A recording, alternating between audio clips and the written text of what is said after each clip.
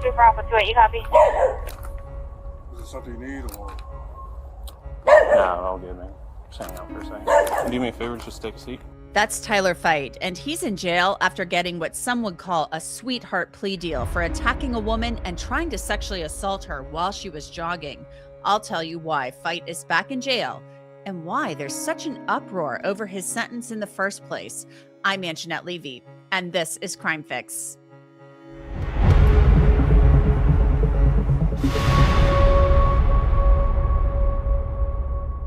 Have you ever wondered how we can share so many clips from breaking news cases as they're unfolding? Well, here's a little secret. Opus Clip is an all-in-one AI editor that makes it a breeze to cut, create, and upload videos across any platform. Through AI, Opus Clip generates B-roll, it reframes footage, and it even cleans up audio. Just visit opus.pro/crimefix, sign up, and upload. Within minutes, you'll have perfectly edited clips ready to go. For TikTok, Shorts, or Reels, it's a one-stop shop. Having Opus Clip means our producers can post viral updates instantly. This is the most powerful tool for sharing ideas and editing like a pro. So go to opus.pro/crimefix to create your videos today. Tyler Feight has spent the last couple of nights in jail in Orange County, Florida. That's in Orlando, after he was picked up on a probation violation. Now, a lot of people violate their probation and we don't tell you about them, but this case is really something and has a lot of people really concerned, and for good reason. Tyler Feight was first arrested back in April of this year. The charges: attempted sexual battery and battery. The affidavit spells out what happened on April 10th of this year.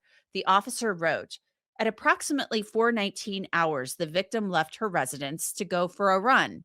At approximately 4:28 hours, while heading northbound in front of 1800 Northumberland Avenue, she was clotheslined by an unknown white male suspect, later identified as Tyler Feight. The victim described being clotheslined as someone sticking their arm directly out and striking their chest and neck area, which caused her to fall on her back. Now, this victim described fighting off the man. The detective wrote, once on her back, Feight began approaching her and started to mount her while she began to kick at him and yell loudly. Feight was lunging toward her with his hands and knees close to her. At that moment, the victim was in fear of being raped and did not let Feight mount her completely, since she was kicking at him while she was on the ground. Feight started smiling and left the area due to the loud screams being produced by the victim. She immediately ran northbound on Northumberland Avenue, and she last saw Feight running eastbound on West New Hampshire Street. Police said the victim was injured in this attack, and she had a scrape on her right elbow and a minor laceration on her lower lip. The affidavit continued. The victim described Feight as a white male, approximately 5'9", with short, sandy blonde hair, and was wearing a pale blue hoodie, white undershirt, dark pants, and a dark backpack. At approximately 0600 hours, officers began to canvass the area for video surveillance, and numerous videos were found. Contact was made with the resident at 1800 Northumberland Avenue, who was able to provide a Nest camera video surveillance of the incident. The following was seen on video surveillance. Orlando police released this screen grab from the surveillance video of the suspect walking through a neighborhood that they would later say was Feight. The affidavit stated, on 4/10/2025 at approximately 4:28 hours, a white male wearing the same clothing as Feight was running north behind a white Lexus SUV. Moments later, you can hear loud screaming coming from this victim. This occurs for several seconds, and then the victim is seen running north. It should be noted, video surveillance was found on West New Hampshire Street and Yates Street during the time frame of this incident. Several videos show Feight walking around the area. Feight lives on West New Hampshire Street, which is approximately 2 houses east of the incident location. At approximately 0845 hours, the Orange County Sheriff's Office made contact with Feight at Illinois Avenue and Miller Avenue. Feight was still wearing the same clothing from the incident, which the victim described. Feight also matched the characteristics provided by the victim. Feight was placed under arrest and transported to the Orlando Police Headquarters. Feight was read his Miranda rights and agreed to speak with detectives. Feight denied being in his neighborhood and said he was in Winter Park, Florida, where he was located. The officer said Feight claimed his right forearm hurt, as if someone had stomped on it while he slept the same night, and the officers believed his arm hurt because of the clotheslining of the victim, and they took Feight into custody, as I mentioned.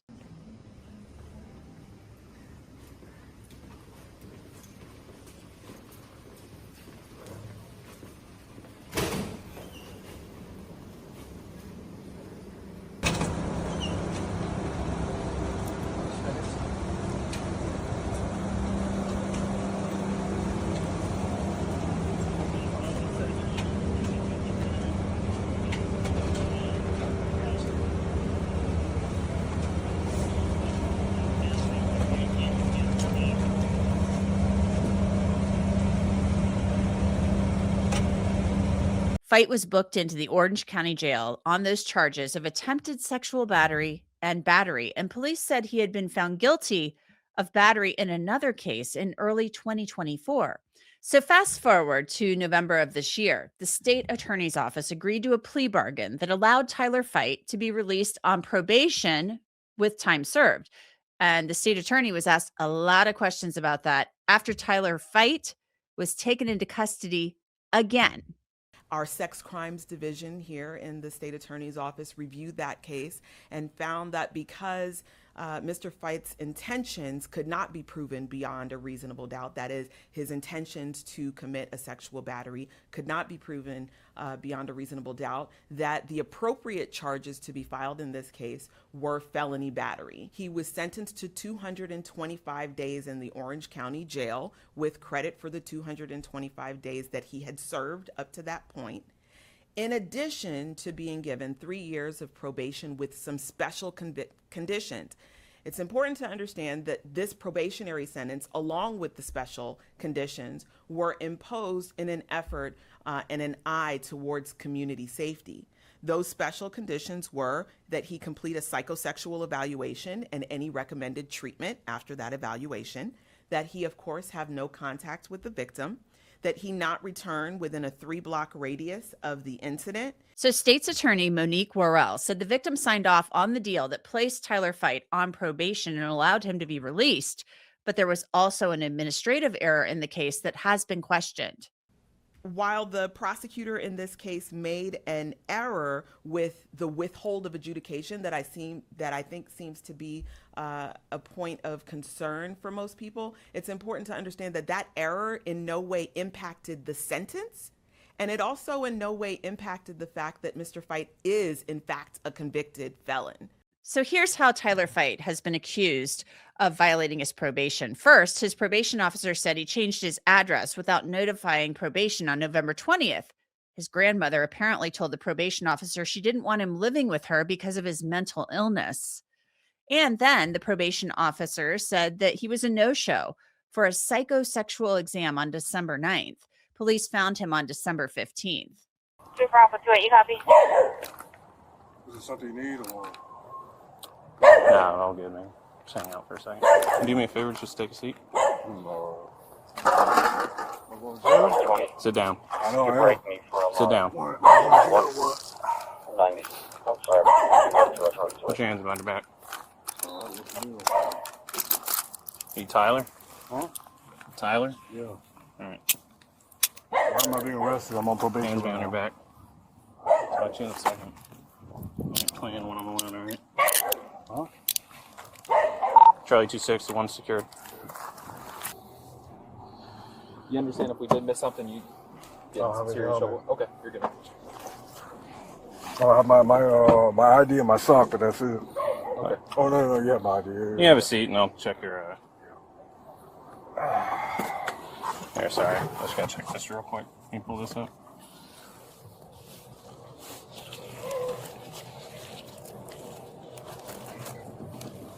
Alright, man. Just watch your feet.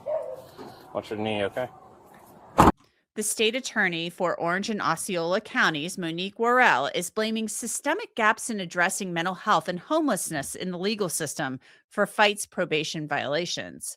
Mental illness and homelessness are not problems the criminal legal system was built to solve, yet far too often they are forced into courtrooms as a substitute for care. In cases like this, prosecutors can impose conditions intended to create opportunities for intervention, but we do not control access to treatment, housing, or ongoing supervision.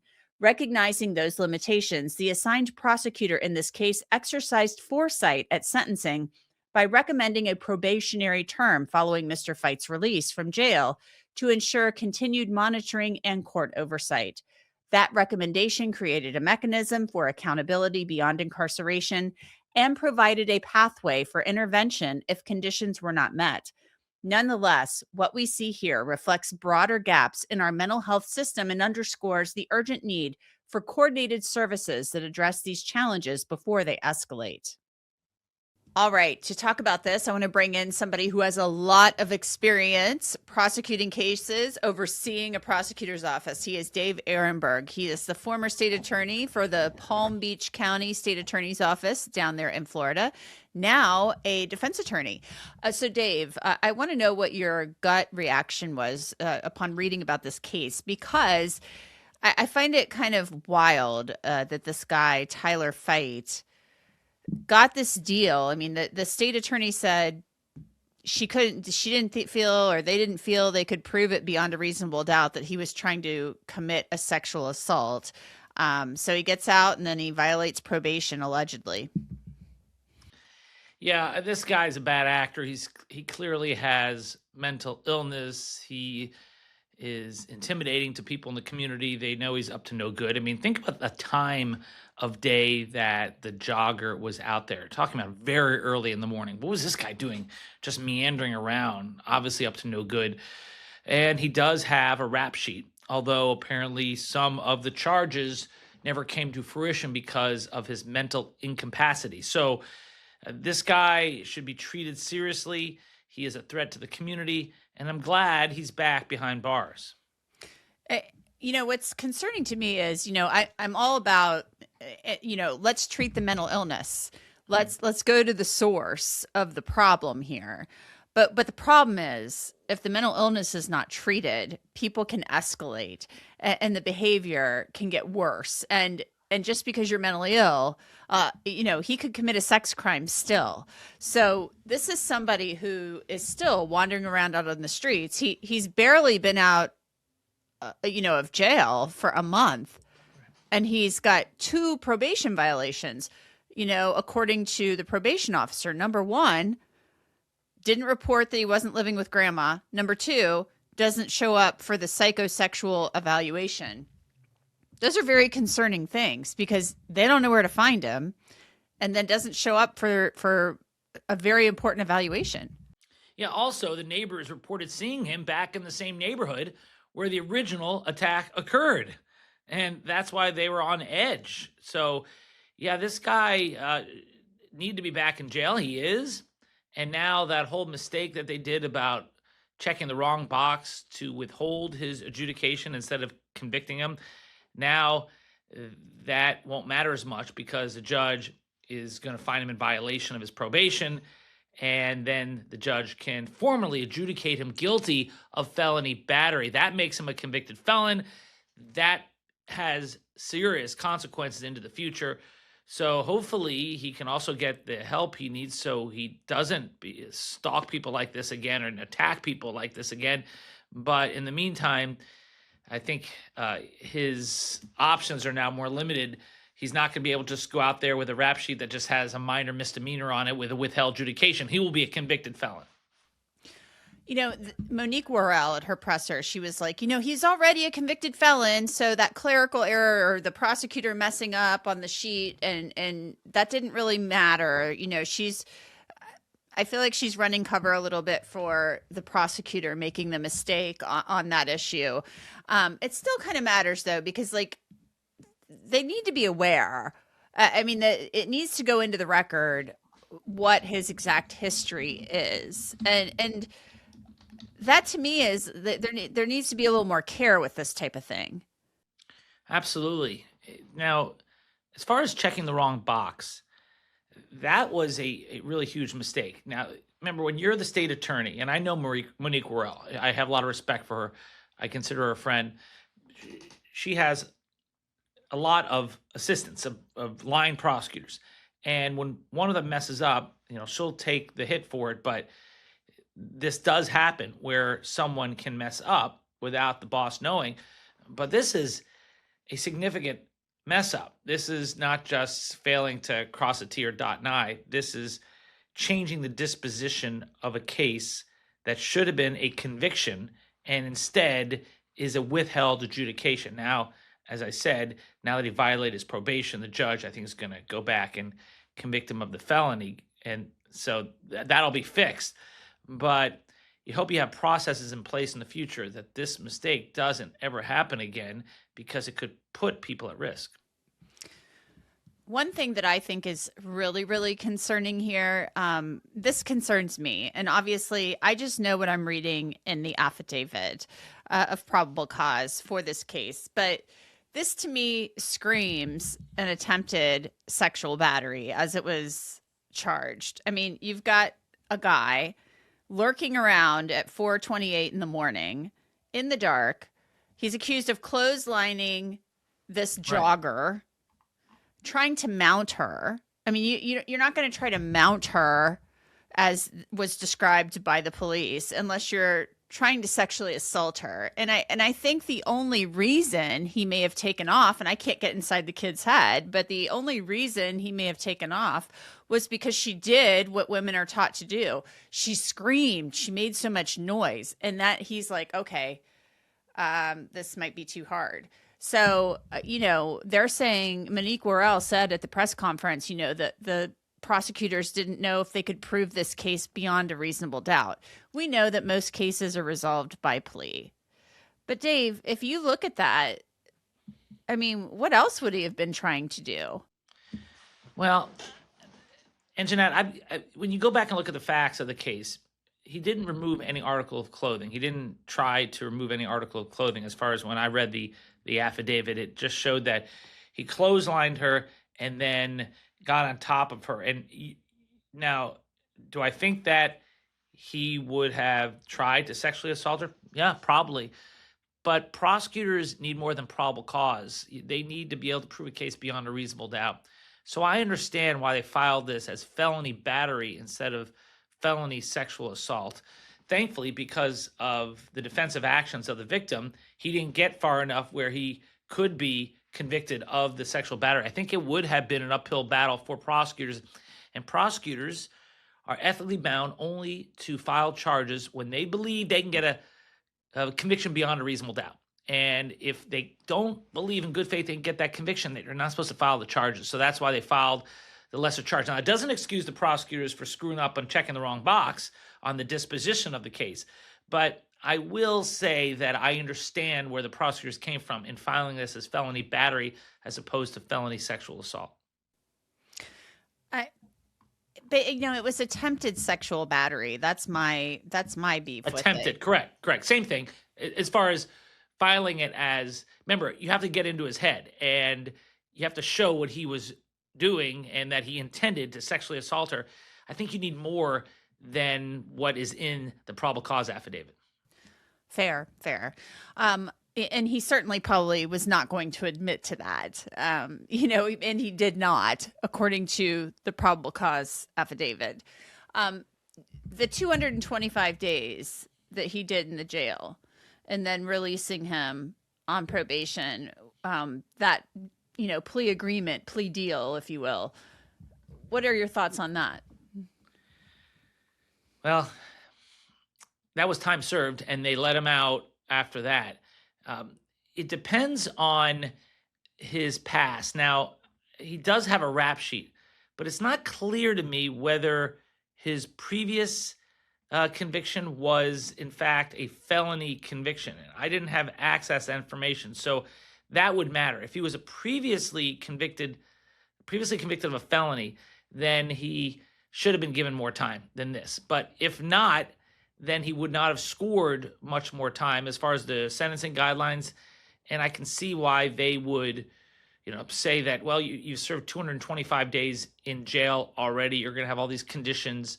and we're going to deal with it that way. So to me, the biggest question is, was he convicted of a felony in the past?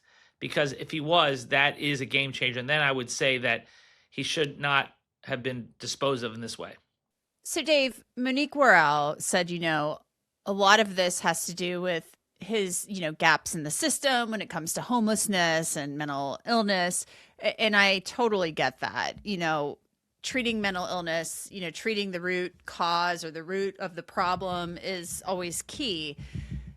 But it just seems like this is a guy who is dangerous and just shouldn't have been out, and probably just didn't want to tell his probation officer, hey, I don't have anywhere to go. Grandma says I can't stay here.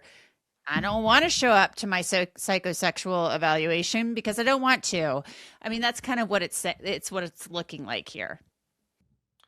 Yeah, but this is what happens when you invest in mental health treatment on the cheap, where you make law enforcement the main mental health provider. Here in Palm Beach County, the main mental health services provider is the county jail. I suspect the same is true in Orange County. That's what Florida is known for. We are very tough on crime on the back end, but when it comes to treatment to prevent people from getting arrested for a crime, Florida does not invest on the front end. And as a result, you fall through the cracks. So yes, this person does need treatment. But once he then committed another crime like this, he should be treated seriously. And that's why his prior history is important. Well, we will keep an eye on it and see how it pans out. It's definitely a serious case and really concerning. Thank you so much, Dave Ehrenberg. Thank you, Angenette. Tyler Feight is scheduled for an arraignment on this probation violation on December 22nd. So stay tuned for what happens there. That's it for this episode of Crime Fix. I'm Angenette Levy. Thanks so much for being with me. I'll see you back here next time.